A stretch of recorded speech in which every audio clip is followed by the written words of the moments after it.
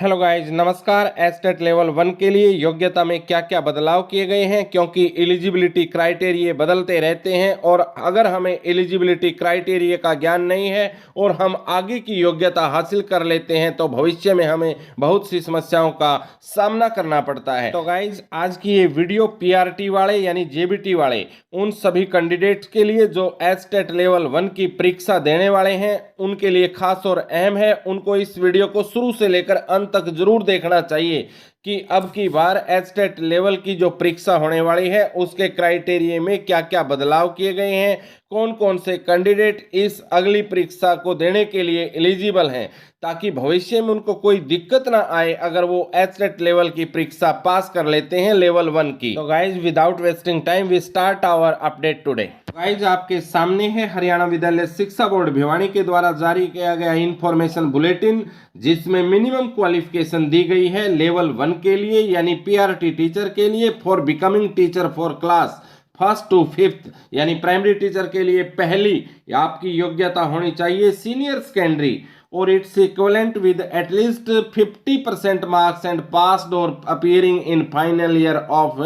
2-year diploma in elementary education by whatever name known, यानी कोई भी नाम से जाना जाता हो। अलग अलग स्टेट के आधार पर उसको अलग अलग नाम से जाना जाता है। कहीं हम जेबीटी उसको बोलते हैं, कहीं डीएड उसको बोलते हैं, कहीं ईटीटी उसको बोलते हैं। तो in accordance with NCET norm यानी कि रेगुलेशन 2007 नोटिफाइड ऑन 31 अगस्त 2009 यानी कि 2009 के को 31 अगस्त को जो नोटिफाइड हुआ है रेगुलेशन 2009 के अंतर्गत आपको वो होना चाहिए जो आपकी या आपके पास senior secondary or its equivalent with at least 45% marks and passed और appearing in final year of 2-year diploma in elementary education यानी कि वट एवर नेम नॉन, और आपको according with NCTE recognition norm and procedure regulation 2002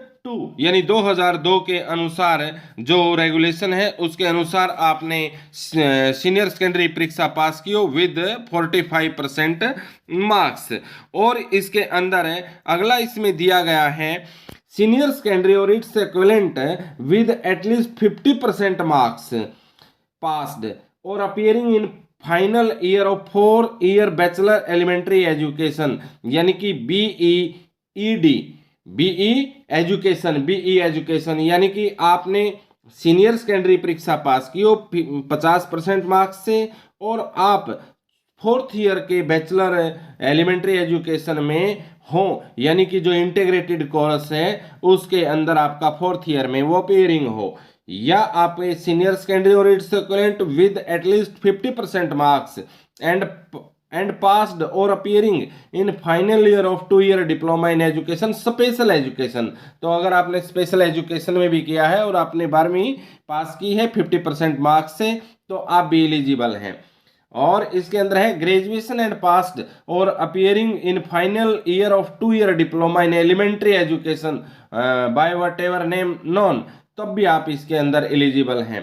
तो next है matric with Hindi और संस्कृत और senior secondary और ग्रेजुएशन और post graduation with Hindi as one of the subjects.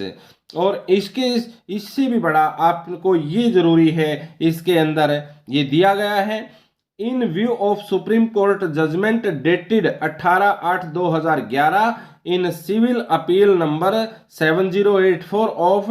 2011 arising out of SLP number this and this. तो इसमें जो मेन आपका दिया गया है इसके अंदर वो मेन है कि आपने जो 50% मार्क्स अगर किसी क्वालिफिकेशन के दिए गए हैं तो 50% में एससी और बीसी और डिफरेंशियली एबल्ड कैंडिडेट को उसमें से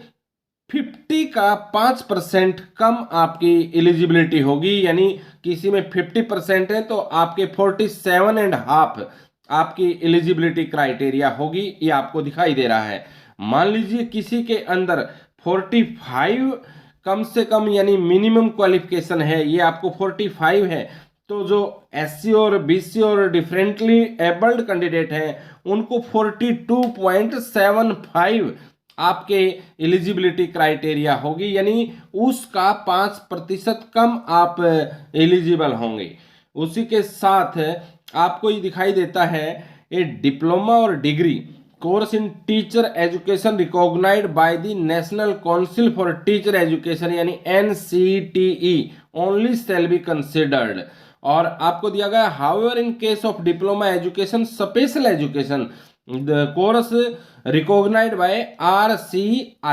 RCI यानी कि रिहेबिलिटेशन काउंसिल ऑफ इंडिया, उससे आपका मान्यता प्राप्त होना चाहिए। तो ये आज की लेवल 1 के लिए आपने क्राइटेरिया चेक कर लिया, जो कि इंफॉर्मेशन बुलेटिन हरियाणा विद्यालय शिक्षा बोर्ड भिवानी ने जारी किया है। उसके अनुसार आप पॉज करके इसको एक एक क्वालिफिकेशन को देख भी सकते हैं। तो गाइज आपको कैसी लगी ये अपडेट? अगर अपडेट लगी अच्छी तो वीडियो को कर देना शेयर, चैनल को कर देना सब्सक्राइब। जल्द मिलेंगे एक नई अपडेट को लेकर, तब तक के लिए नमस्कार, वंदे मातरम।